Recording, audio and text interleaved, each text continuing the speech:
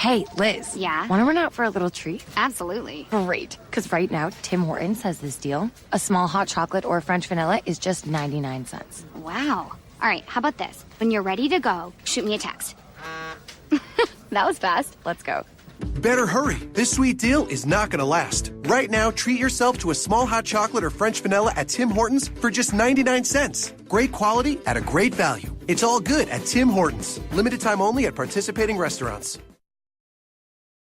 The following podcast is a W2M Network original production. Visit W2Mnet.com for all of our other great podcasts, plus news, reviews, articles, and opinions from the worlds of wrestling, video games, football, and entertainment.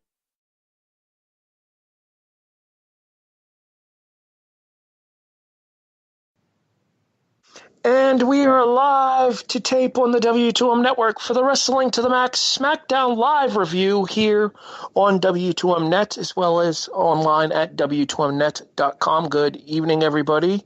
Welcome in. My name is Harry Broadhurst. I am your host. Joining me, the third man for this team, Brandon Biscoving. Hey, at least you don't have to worry about me torturing you 2 days in a row this week.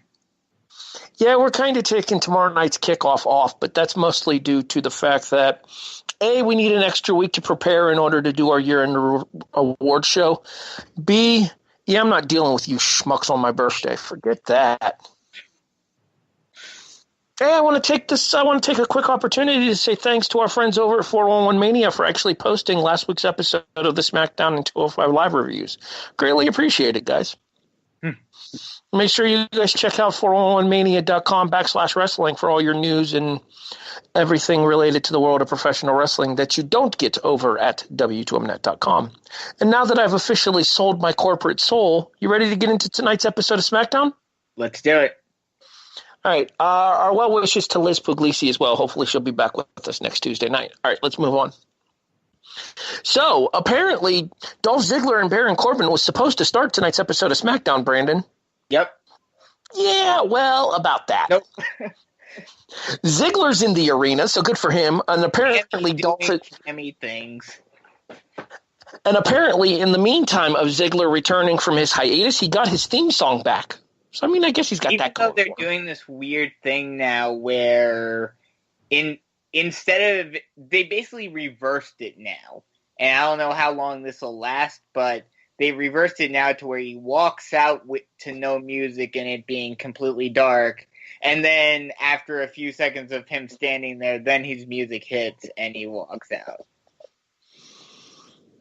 I think he's about due for a new theme song anyway, but that's just me. Anyway, so Ziggles is in the ring awaiting Corbin, and we find out that Corbin's not going to be joining us in the ring right now, even though his badass Tommy Vex theme song did play. Yep, twice. I do love Corbin's new music. I'm just saying. I didn't think I would get. I didn't think I would get over the loss. I didn't think I'd get over the loss of the original music, but the new one has grown on me quite quickly. Go ahead. Agreed. Completely agree. That's what I was gonna say too. I liked his old theme a lot, but this new theme has grown on me. Highly recommend you guys check out Tommy Vex's other work as well. Mm-hmm. Anywho. His band just did a cover of the Cranberries song "Zombie" too. Cool. The lead singer of the Cranberries was going to be laying down cover tracks the day that she passed away. Background vocals for it too, because she approved of the cover. Anywho, we find out why Baron Corbin's not at ringside. Brandon, he's getting jumped by Sami Zayn and Kevin Owens. Of course. I feel like this is a recurring theme. Anyway, Corbin tries to fight back. Sami and Kevin get the better of him, lay him out, and then they come down to ringside and take out Dolph Ziggler as well. Kind of feels like they're trying to protect their turf and keep it as a triple threat. The unfortunate problem with that is that Shane McMahon and Daniel Bryan are going to have something to say about this a tad bit later. Your thoughts on the opening segment? I was honestly surprised, and we'll talk about what resulted of this later, but I was honestly surprised that this did not result in Shane just simply saying, "Oh, you're gonna pull that," like how AJ made you guys both get into the match last week. Okay, I'm gonna put both of them in the match automatically, and it's gonna be a fatal 5-way. Well, I mean, technically, nope. Burying the lead. Let's not move ahead of ourselves. Yeah. I mean, Burying the lead.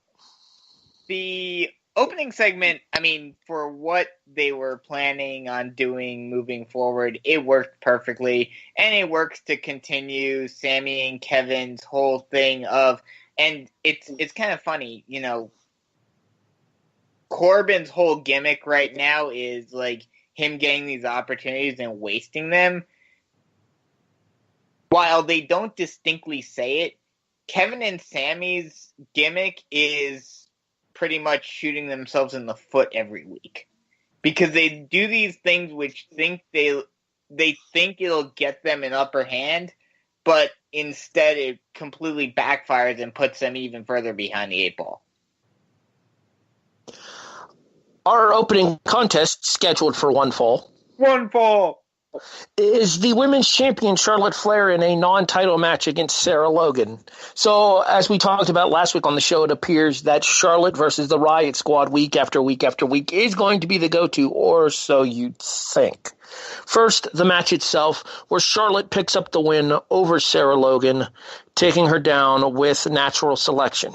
Well, let's back up a few minutes and talk about how Charlotte outsmarted, well, not really outsmarted them, but decided to be smart and bring some backup with her. Well, I mean, obviously, if you're going to go 1-on-3 with the Riot Squad, you're going to want to have Becky and Naomi with you. Yes. And that ties into what happens in this match here, well, the post-match, as it breaks down into a fracas. And instead of doing the Charlotte versus Becky, or the Charlotte versus Ruby match next week, instead we're getting a 6-woman tag. Again, I feel like we've seen this match before. Especially considering the fact that apparently they've made it official that Rousey is going to be part of Raw. Does it seem like this is going to be the feud going into Mania, Charlotte versus Ruby? I don't think Mania. I think there's a step between here and Mania and Fastlane. I think we get some kind of convoluted multi-woman match at Mania for the SmackDown Women's title. I wouldn't be surprised to see them go along the lines of what they did 2 years ago with the six-pack challenge. That could be. Yeah, that could happen. Yeah, I could see that. You could do Charlotte, Naomi, Becky, Natalya, Ruby, and take your pick here. Carmella, maybe, or somebody along those lines. I feel maybe, like but see, I have a bad feeling that they're going to try to duplicate the best Money in the Bank cash-in with Carmella this year. The SmackDown after WrestleMania? No. Or have her run in mid-match? Yes. See, I like Ziggler's more than Seth's, but that's just me. Seth's was just more unexpected and more intense, or more, crazy because it was at Mania. So I have a feeling that they're going to try to do that. Well, in that case, if it's not Carmella in the match in the six-pack, you could add Lana to the match. I mean, after all, Lana is the best. Lana number one. Oh, God. Don't get me started. We'll talk about that later. Actually, we'll talk about that on our next episode, which is the 205 Live and Mixed Match Challenge review, coming soon to the W2M Net and to, well, I guess by the time you listen to this, it'll be up, so you know. Yep. Anywho, SmackDown management meets backstage, and Shane McMahon and Daniel Bryan are having a discussion about Kevin Owens and Sami Zayn. I feel like they have this conversation on a weekly basis. Anywho. They announced that instead of doing Baron Corbin versus Dolph Ziggler, where the winner gets added to the Fastlane main event to make it a fatal four-way, we're going to get Corbin versus Owens and Ziggler versus Zayn, and if Corbin and Ziggler win their respective matches, both of them could be added to the championship match at Fastlane. Yep. I feel like if Liz were here, she'd be bitching about all the multi-man matches. Well, I mean, SmackDown has to keep up with Raw and do a giant multi-man match for their pay-per-view heading into WrestleMania 2. Yeah, well, they're still too short of the 7-person Elimination Chamber match. Hey. They still have 3 weeks. I don't disagree with that. Speaking of which, 7 in the chamber, really? What the? How are they so this is going to be another brand new chamber that is going to further diminish the chamber? No, I think we're going to have 3 people start rather than 2. Okay. I mean, yes, I get that in the sense of not having to change the structure, but you do realize that this Elimination Chamber will be scheduled for 6 falls? I'm waiting for it. I'm not even gonna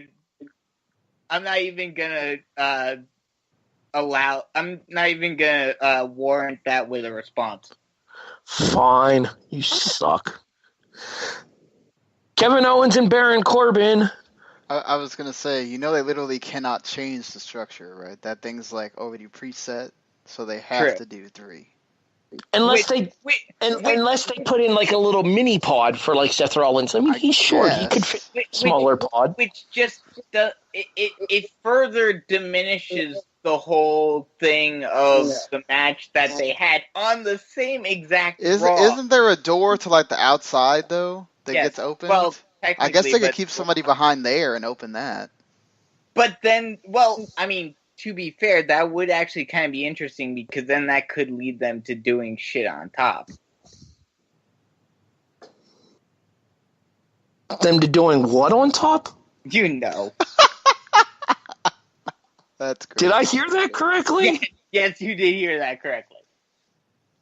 The views and opinions of Brandon Biscobing are solely his and do not reflect those of myself, Harry Broadhurst, our producer, Sean Garmer, or the W2M anyway. Technically, it would be Harry because he's the one that brought up the joke. But,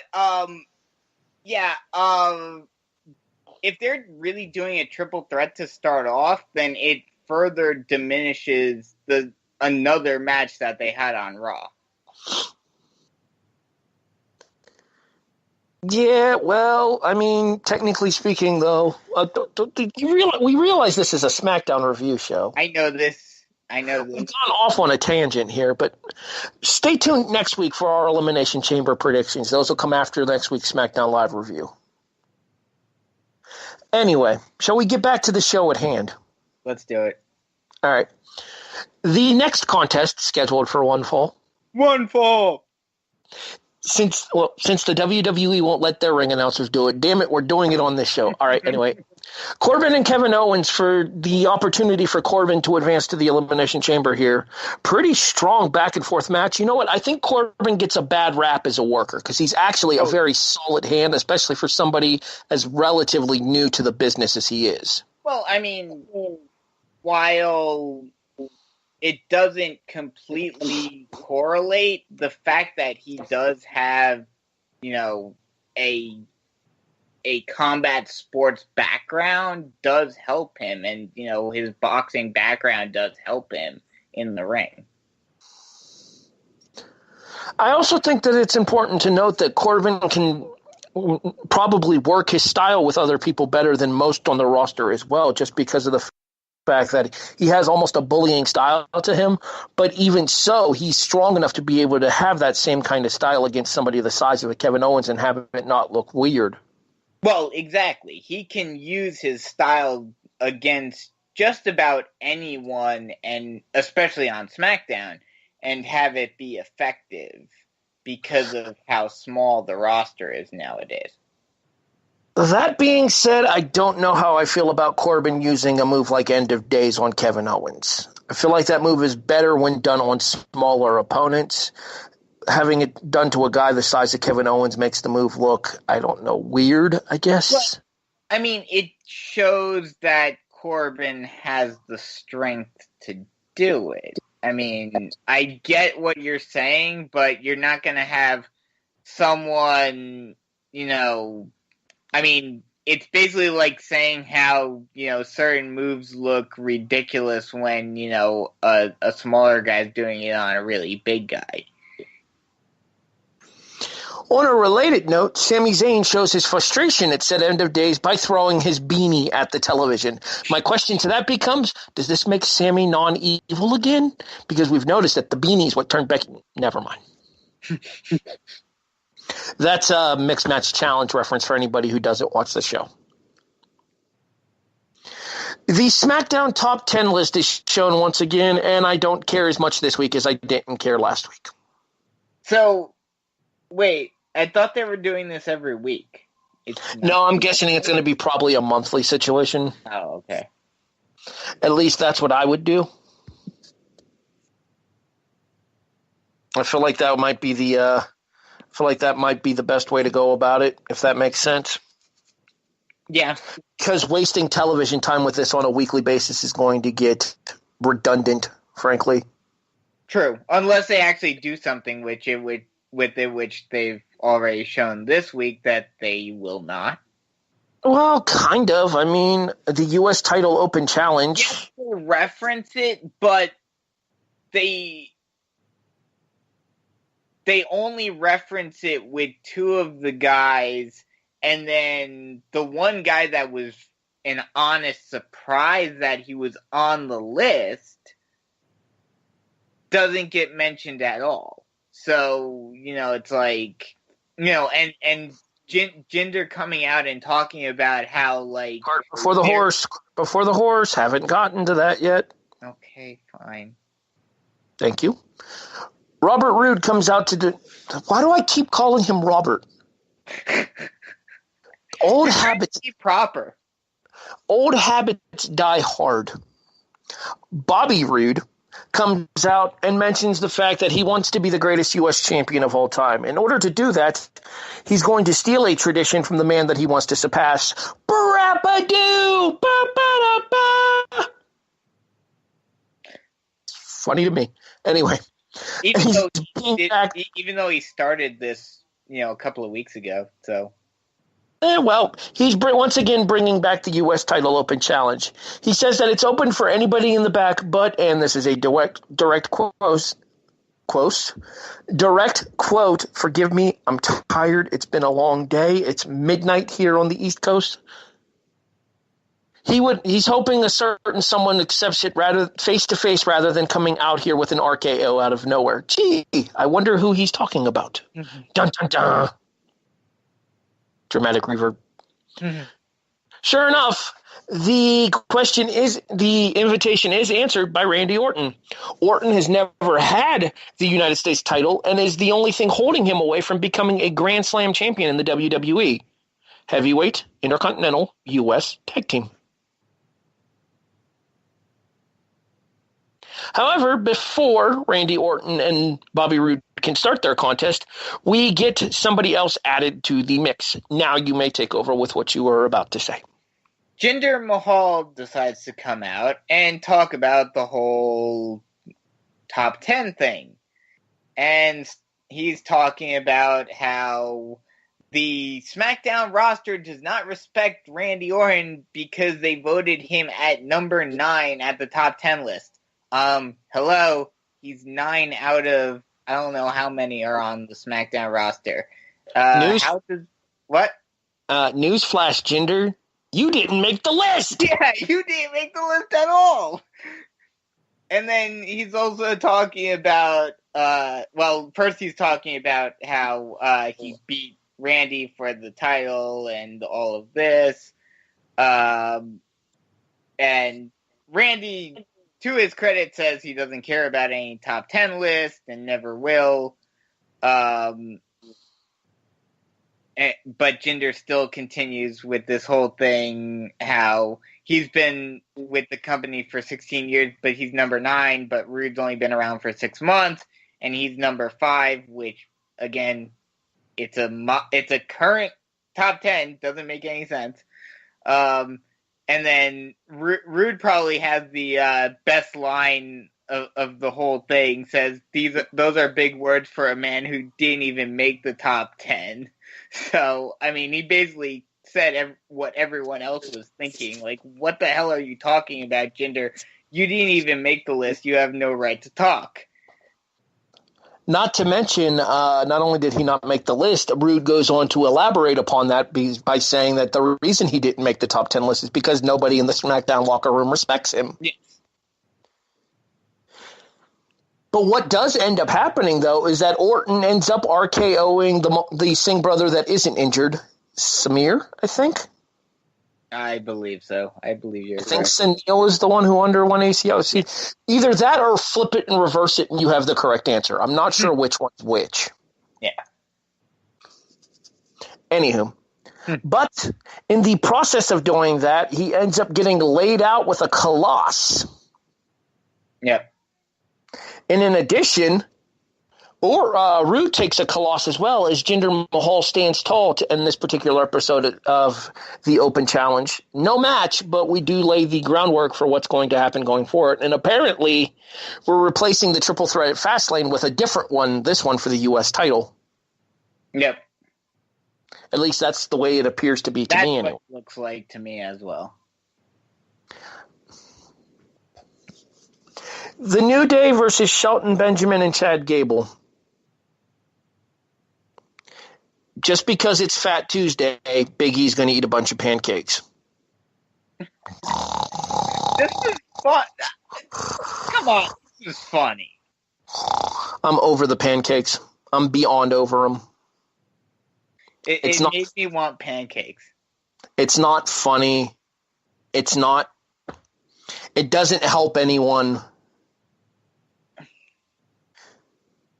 I agree that, it's not as good as it could be, but, I mean, it's the New Day. They can make gold out of just about anything. Yeah, well, this one should have stayed on its unicorn horn backstage.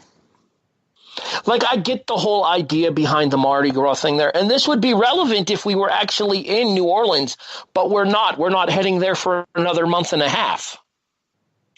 Yeah, they probably should have waited on this until March.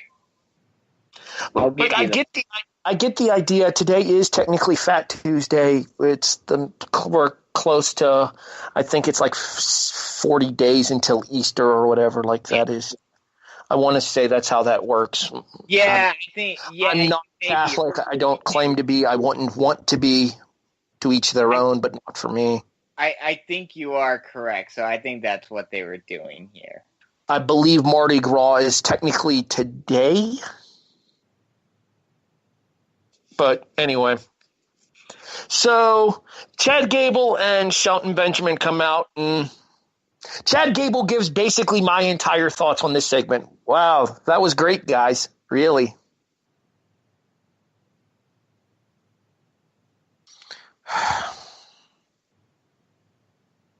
Go ahead, defend it.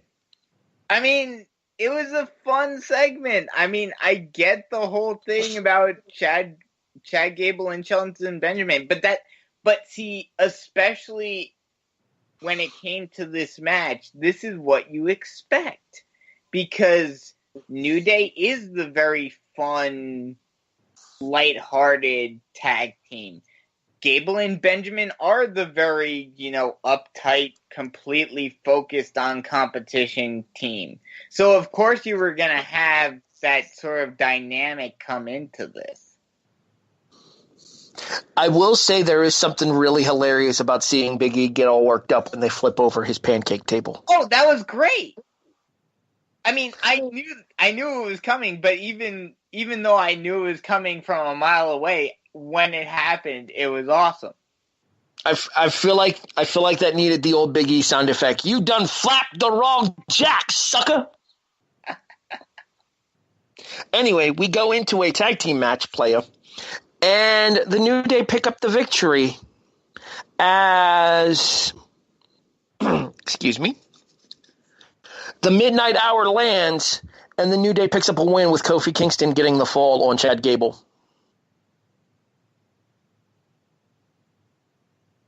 Yeah.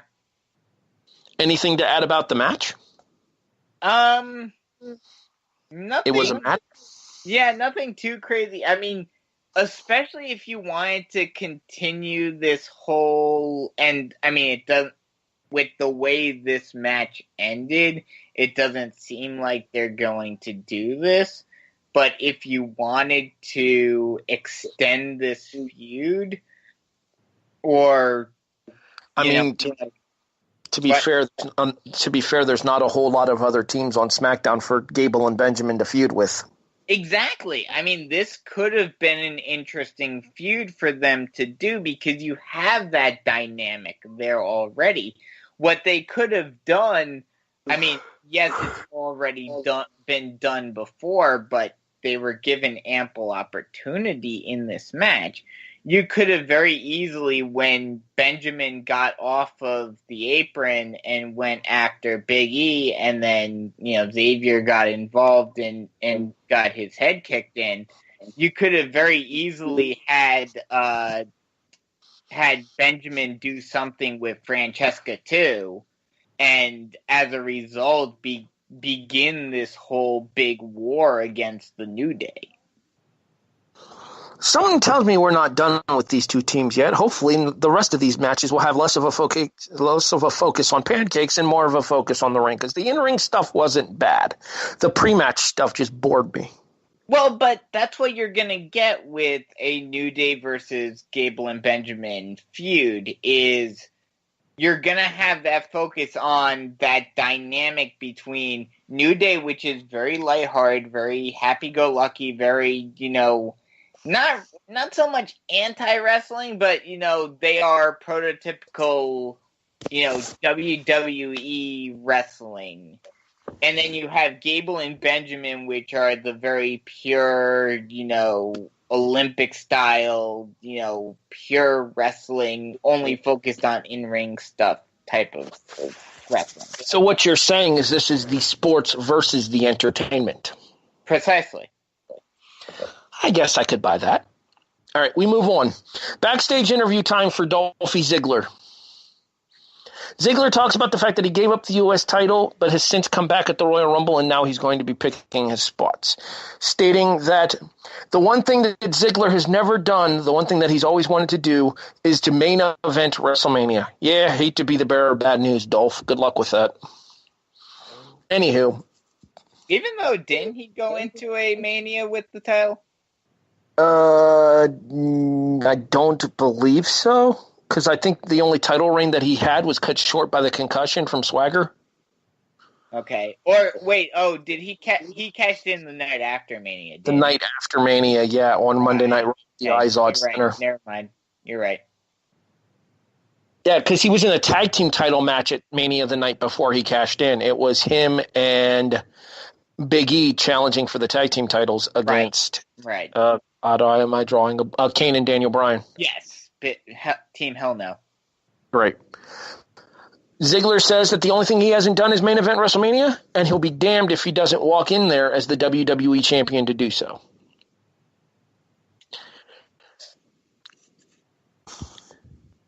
Yet another Uso promo talking about the tag team division.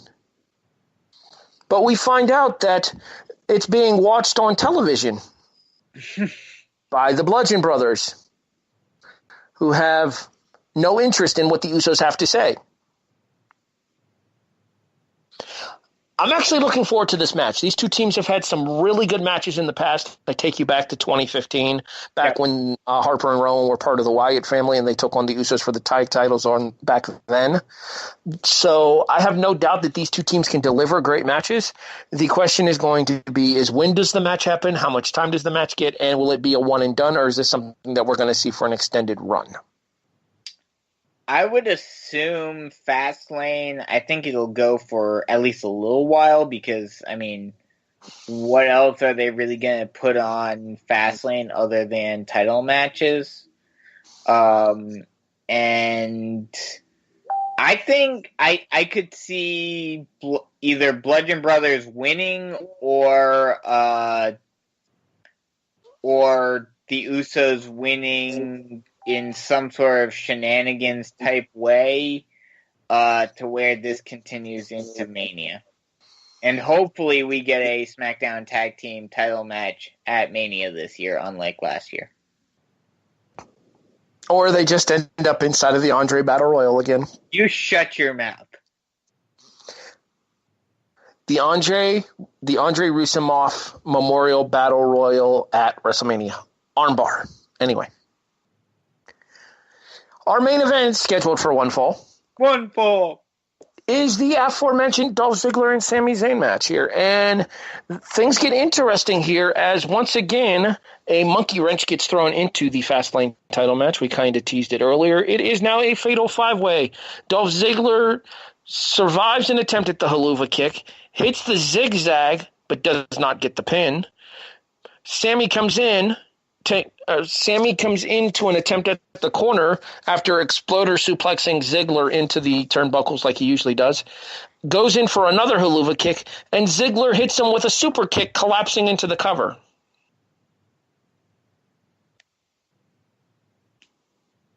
Yeah, I mean, it was a good match between these two. I mean, you expected that because these two are very good workers, both of them. And I figured that this was going to be the finish because they're going to continue this whole thing of Sami and KO, shooting themselves in the foot and continuing to have to be put behind the eight ball. See, my thought process to this, though, is that why are you going to do an odd number for this match? If you're going to do a multi-man match such as this here, either go with 4 or 6. 5 seems like such an odd choice. Well, like I said, we still have a few weeks left to go. So they may end up adding one more. But if you want to talk about odd numbers, look at Raw. They're going to have 7 in the Elimination Chamber. So, I mean, this is the month of the odd numbers. 7 people in the Elimination Chamber. Grumble, grumble. What kind of what's this? Grumble, grumble, grumble. Sorry, had a moment. I'm back. And that officially wraps us up for tonight's episode of SmackDown Live. Scale of 1 to 10, Brandon. I'll give it a 6.5. I mean, it was an interesting lead to, Fastlane, more build up towards Fastlane, but, nothing super special. I'm slightly below you at a 6. I think that we're starting to get things thrown into place for WrestleMania. Things are becoming more and more obvious as to where they're going. I still think that we're dead set on Styles and Shinsuke. I don't think that's going to change. We're teasing more and more dissension between Kevin and Sami, so it looks like that is going to happen here. Mm-hmm. The jailbreak, so to speak, for the tag team titles is on, and it looks like it looks like Bobby Roode's U.S. title reign is going to face some serious challenges in his road to WrestleMania as well, specifically the 11-time World Heavyweight Champion Randy Orton. One-word review, Brandon. What one word would you use to best describe tonight's episode of SmackDown? I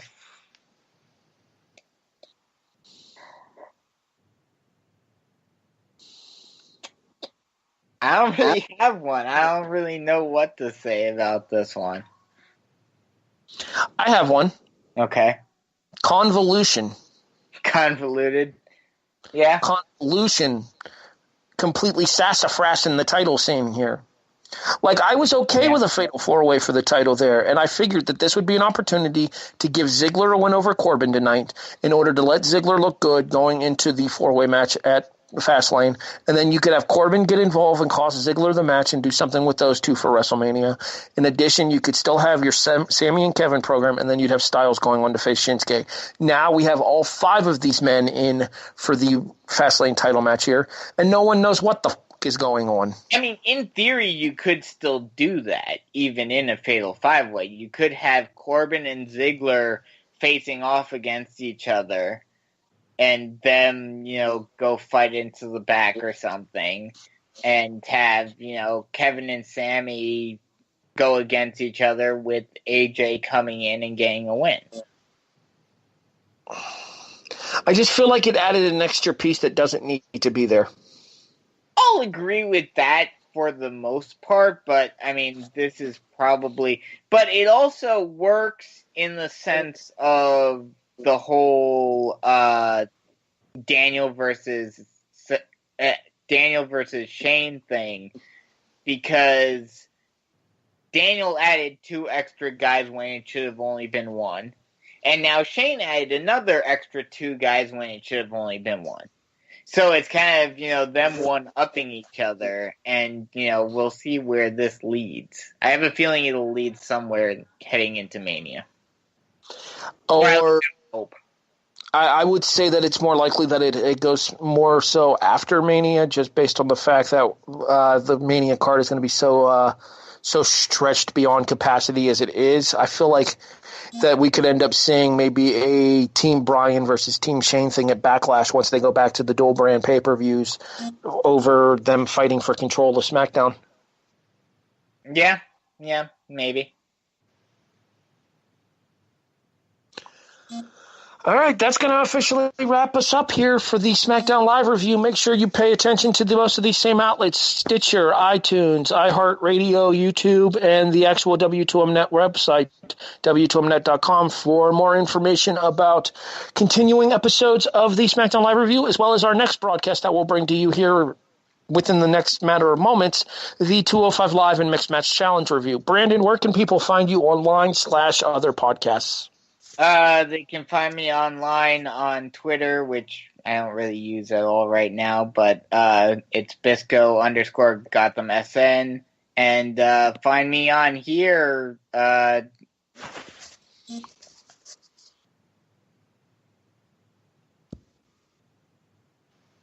Still there?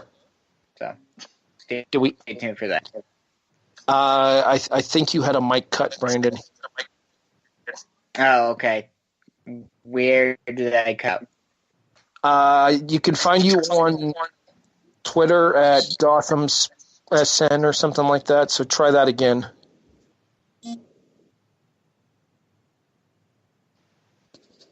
Net on kickoff, and when we get started off, the Fantasy Football Podcast with me and Jason Teasley. In addition, I'm on the kickoff as well. You can also find me on Wrestling Unwrapped once that returns from hiatus. How the War Was Won is still in the works of being developed. We'll have you got more information for that as we can. I'm also on the Raw Reaction every Monday night with 411 Mania's Tony. What the? You bled through his mic there. Okay, let's try this again. I'm also on the Raw Reaction with 411 Mania's Tony Acero and the Chairshots.com's Andrew Ballas. Jesus, I'm having an evening wrapping these up. So, for our executive producer, Sean Garmer, the absent Liz Puglisi, and my co-host, Brandon Biskabing, this has been the W2Mnet Wrestling to the Max SmackDown Live review. We'll be back shortly with 205 Live and Mixed Match Challenge. Thanks for listening, everybody. We'll catch you in a bit.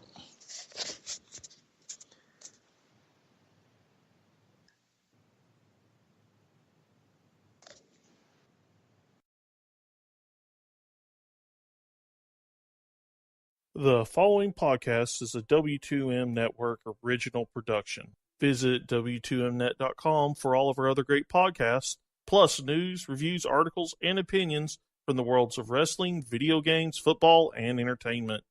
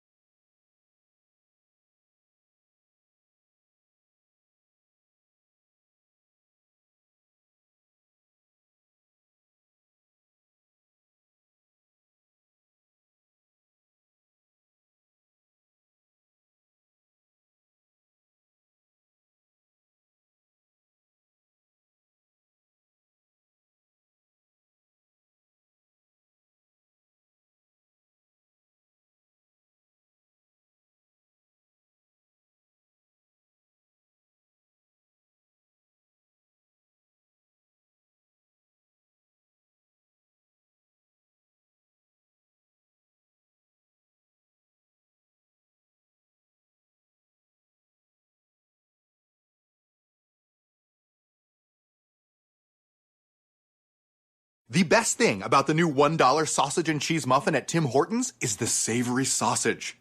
Ooh, and the cheese. Oh, and the toasty English muffin. Those are the 3 best things about it. Oh, and that it's prepared to order. You order one and they prepare it for you. That's the single best thing about it. And that it's $1. Grab a savory sausage and cheese English muffin breakfast sandwich at Tim Hortons right now for just $1. Great quality at a great value. It's all good at Tim Hortons. $1 sausage and cheese English muffin sandwich. No substitutions. Limited time only. Participation varies.